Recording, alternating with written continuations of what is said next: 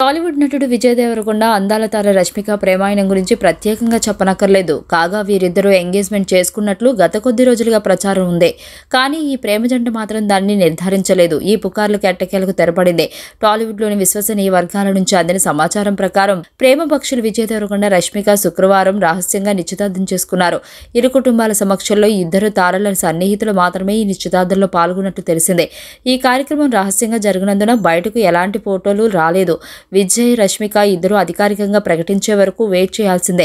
విజయ్ రష్మిక ఇద్దరు చాలా కాలంగా ప్రేమించుకుంటున్నారు. కానీ వారిద్దరూ తమ అనుబంధాన్ని అధికారికంగా ప్రకటించలేదు.